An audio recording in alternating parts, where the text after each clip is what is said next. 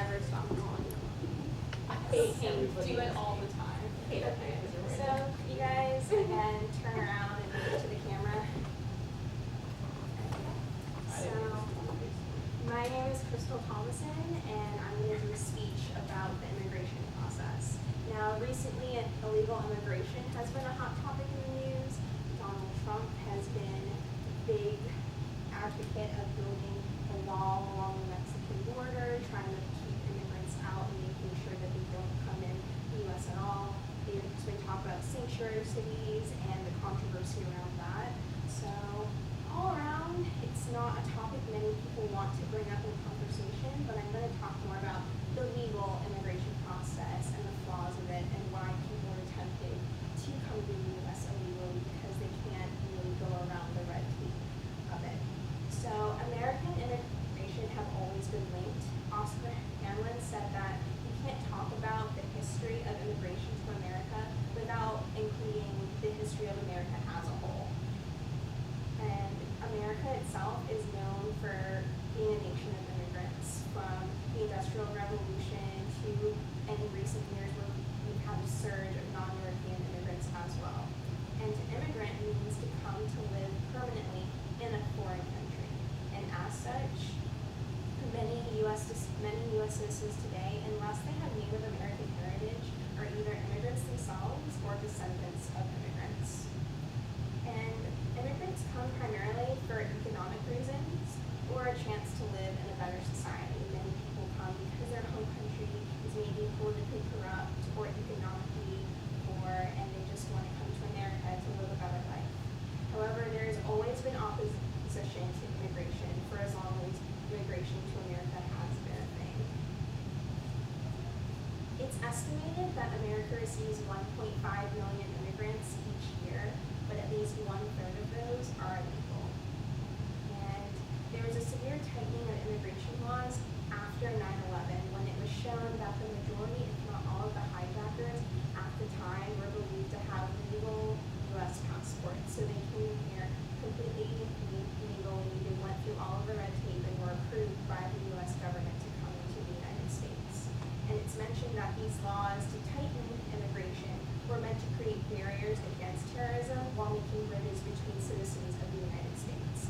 However, with what I'm about to tell you, it really shows that these laws did the complete opposite and created barriers against people who want to come to the United States. So I'm going to talk about mainly getting a green card. It's basically the goal for everyone who wants to come to the U.S. It gives you U.S. permanent residency where you can live and work in the United States. There are different categories where you can claim to get a green card. You can do it through a family member, so if you have a family member already in the States. Through a job, so you contact an employer and they have to fill a quota. Through refugee asylum status, so the refugees in Syria would be a key example of that. And a diversity lottery, in which the U.S. government gives a certain number of visas to a certain number of countries, and they just have a lottery system where they pick random people and their families to come to the U.S. All of them have set quotas, with the exception of bringing immediate family and political asylum. It's usually a 3-step process. You tend to get a temporary work permit, a temporary travel document, and you also have to go to the nearest U.S. consulate to officially apply.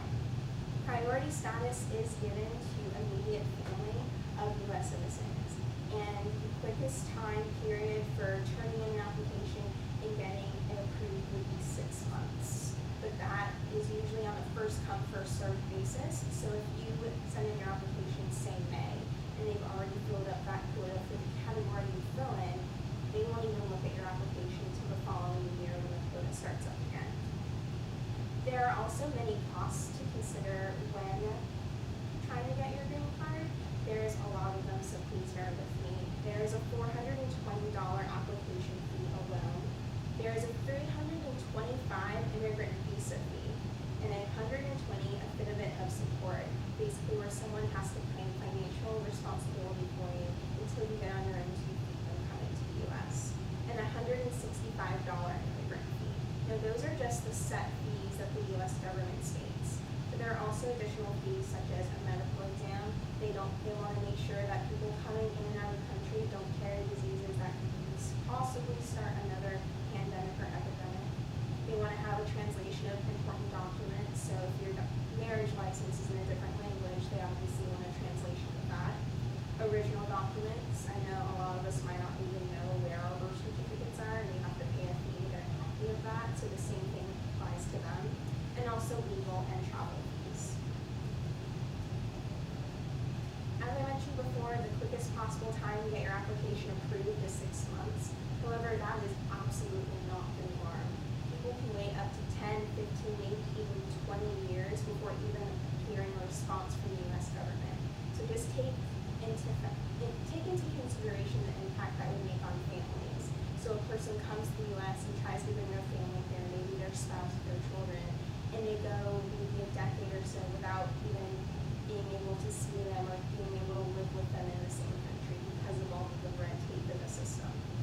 There's also employment and housing to consider. You're not guaranteed a place to live. You're not guaranteed a job. You're literally thrown out to the wolves trying to make your way and trying to make a living. And I mentioned all of the costs. It totals up to $1,027.